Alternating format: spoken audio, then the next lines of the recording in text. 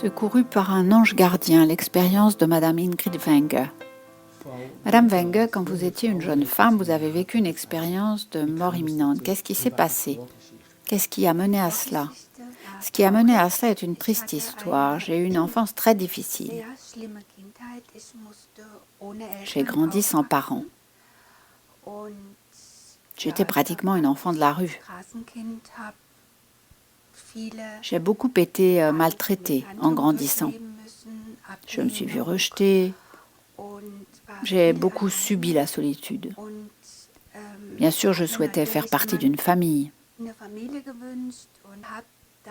J'ai donc trouvé refuge dans un monde imaginaire.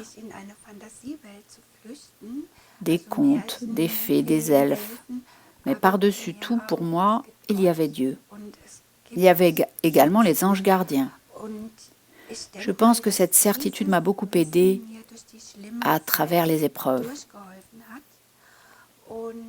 Ça m'a également empêché de me résoudre à voler quand d'autres enfants de la rue le faisaient. Ils étaient impliqués dans toutes sortes d'activités illégales et délinquantes. Moi, je ne pouvais pas m'y résoudre.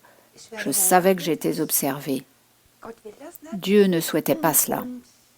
Et j'avais mon ange gardien.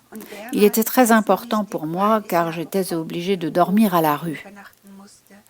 Je n'osais pas rentrer chez moi.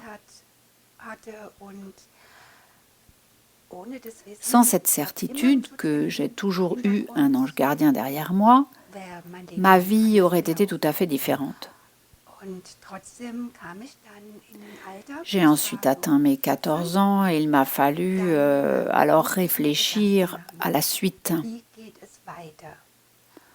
Je suis allée voir les services de la DAS et je les ai informés de mes conditions de vie. Je leur ai dit que je souhaitais être scolarisée, avoir un toit au-dessus de ma tête et la possibilité d'apprendre un métier. Ils ne m'ont pas pris du tout au sérieux. Ils m'ont répondu que je n'avais qu'à aller travailler dans une usine, que je trouverais du travail à la chaîne et que je n'avais pas besoin d'aller à l'école pour ça, qu'avec mon salaire, je pouvais trouver un logement. J'étais anéantie. C'était terrible pour moi. J'ai réalisé que je n'aurais aucune aide et que je ne pouvais plus continuer comme ça. Je me retrouvais avec les autres enfants de la rue. Ils s'adonnaient à la drogue et à toutes sortes d'autres activités criminelles. Je ne voulais pas devenir comme eux. Je me sentais exclue. Donc j'ai pris la décision de mettre fin à mes jours. J'ai 2 frères aînés qui vivaient à cette époque-là avec notre grand-mère. Dans sa maison, il y avait un tout petit grenier et j'y prenais refuge de temps en temps. J'ai donc commencé à planifier mon suicide. Je me suis procuré des médicaments puissants que j'ai pris à ma grand-mère. Je lui ai volé son traitement pour le cœur. Et du poison également. Je ne me souviens plus lequel. Il s'agissait toutefois d'une dose mortelle. Et j'ai attendu que mes 2 frères, avec qui j'avais très peu de relations, j'ai donc attendu qu'ils partent à une fête chez un voisin. Et sans en avoir dit mot à qui que ce soit, je suis allée dans ce grenier et j'ai avalé le poison. Il a fait effet assez rapidement. Peu de temps après, je n'étais plus capable d'ouvrir les yeux. Me venaient alors des images comme lorsque l'on regarde la lumière en face derrière nos paupières closes. Mon cœur s'est mis à battre violemment. La pulsation dans mes oreilles, due sans doute au battement du cœur et à l'afflux du sang, et soudain aussi des formes démoniaques sont apparues de toutes parts. Disons que ça ressemblait à l'image que l'on se fait d'un démon habituellement, ou bien Disons qu'ils avaient des cornes, et ils étaient grimaçants, ils étaient tout à fait épouvantables, en partie décomposés, véritablement effrayants. J'étais en état de choc. Il y avait des sifflements, des ricanements autour de moi. Je sentais qu'ils se rapprochaient et ils se gaussaient en approchant. Au moment où je pensais qu'ils allaient m'attraper, j'ai senti comme si j'étais aspirée. C'est arrivé très vite. Et je l'ai senti physiquement, comme si ça venait de ma propre colonne vertébrale. Et j'ai ensuite été expulsée dans une lumière brillante qui s'est révélée être la lampe de la table d'opération, en fait orientée sur moi. J'ai ensuite réalisé que j'étais aux soins intensifs au CHU. Comment cela s'est-il passé pour qu'on vous trouve dans ce grenier? Ça maintenant, c'est le vrai miracle. Je me souviens encore qu'avant de m'évanouir, j'ai prié une dernière fois et j'ai dit « Mon Dieu, aide-moi. J'aimerais continuer à vivre, mais pas dans ces conditions. » Puis j'ai perdu connaissance. Par la suite, le médecin est venu à mon lit et m'a informé que j'avais fait plusieurs asystoles, c'est-à-dire des arrêts cardiaques, et que j'avais dû être réanimée, et que mon sang aussi avait dû être entièrement remplacé, ce qui signifie que mon sang a dû être dialysé à l'aide d'un filtre à charbon en raison de l'empoisonnement. Mon frère est également venu me voir. Et il m'a raconté la chose suivante. Il m'a dit encore et encore, « Ingrid, tu dois me croire, c'est exactement comme ça que ça s'est passé. » Il m'a expliqué qu'il était à cette fête, donc, et qu'il avait déjà pris un verre, et qu'il ne pensait absolument pas du tout à moi, qu'il était bien content de ne pas avoir sa jeune sœur agaçante dans les pattes. D'un coup, un inconnu était apparu pendant cette fête d'anniversaire. Cet inconnu était habillé de façon respectable, en marron, se souvenait-il, cheveux bruns, costume brun. Il s'est approché de mon frère et il lui a dit « Levez-vous et allez voir comment va votre sœur. » Il a dit cela avec une telle insistance et avec une telle autorité que mon frère s'est senti forcé de se lever et d'aller vérifier comment j'allais. Il m'a dit et répété que sans l'intervention de cet homme, jamais il ne serait venu voir comment j'allais. Comment expliquez-vous cela? Que quelque chose comme ça soit possible? Eh bien, la seule explication que j'ai pour ça, c'est que Dieu a en effet placé un ange gardien sur mon chemin quand ma vie a été en danger. Parce que personne n'était au courant de mon projet. Personne ne savait quand j'allais le mettre à exécution, ni où je me trouvais. Si ça avait été un véritable être humain, un adulte avec du bon sens, pourquoi n'a-t-il pas téléphoné directement au SAMU? Pourquoi aller d'abord à une fête, chercher mon frère et lui dire d'aller vérifier l'état de sa sœur?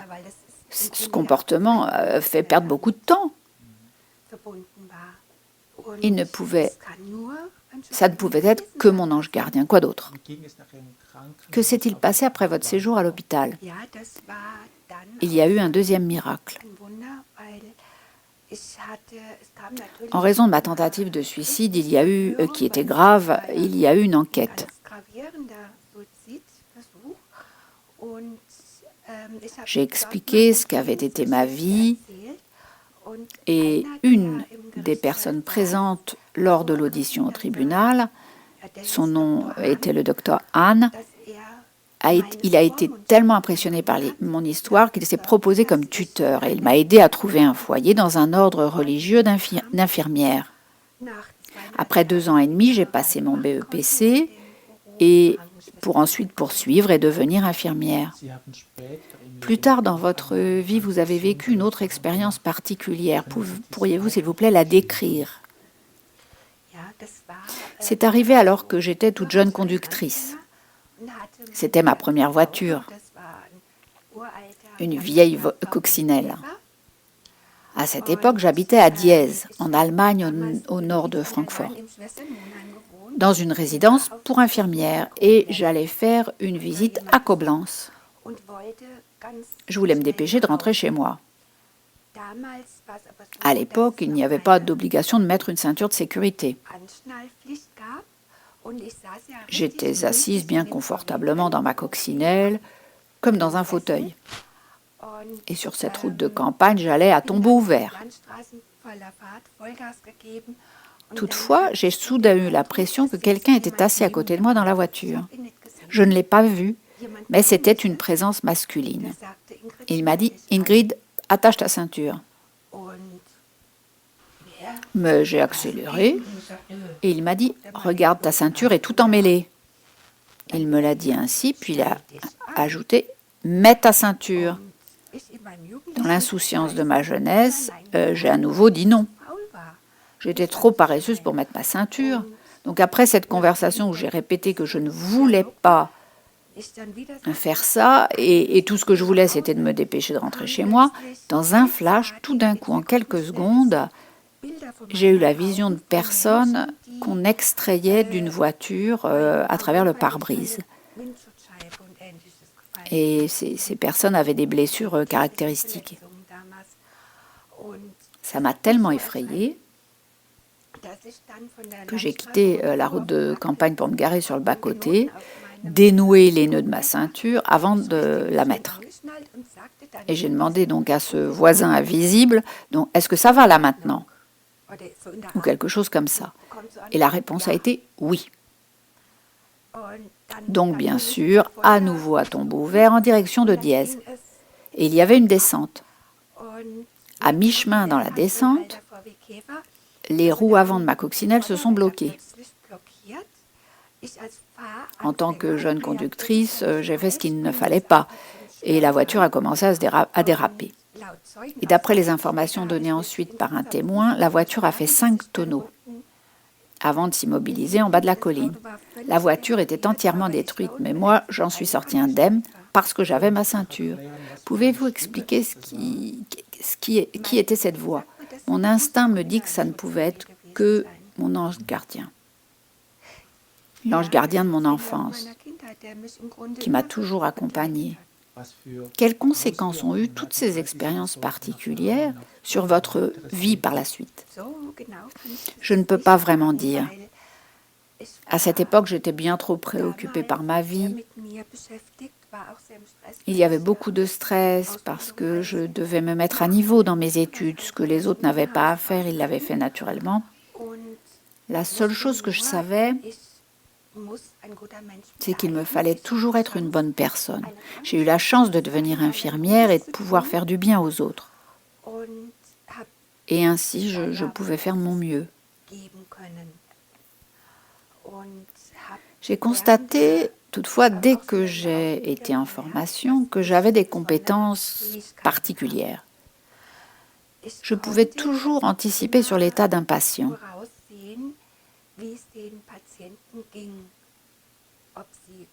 Par exemple, s'il allait se remettre, ou s'il y aurait des complications, ou bien encore s'ils allaient mourir. Mais je ne savais pas ça grâce à mes connaissances médicales, parce qu'en tant que jeune infirmière, je n'en avais aucune. C'était une sorte d'instinct. J'ai exploité cet instinct en parlant aux patients concernés. Je pouvais par exemple les réconforter quand je savais qu'ils allaient retrouver la santé. Ou bien alors j'adaptais mon comportement quand je savais que l'un d'eux allait mourir. Je pouvais alors leur témoigner beaucoup d'empathie. Plus tard, j'ai travaillé en ambulatoire et là, mon expérience professionnelle, bien sûr, a joué également son rôle. Mais je pouvais néanmoins diagnostiquer avec exactitude ce qui n'allait pas chez un patient. Même les médecins ont fini par s'en servir.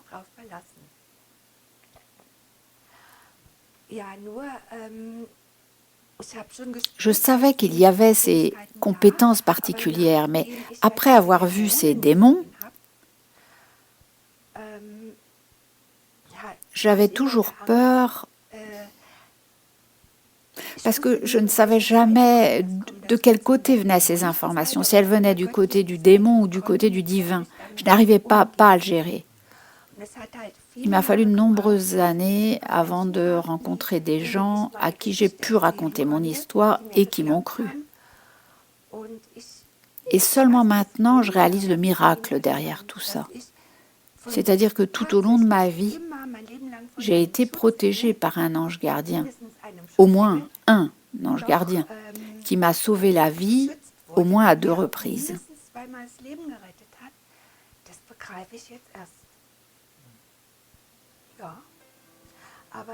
Mais je ne suis aucunement triste parce que je pense que tout ça a fait de moi qui je suis aujourd'hui.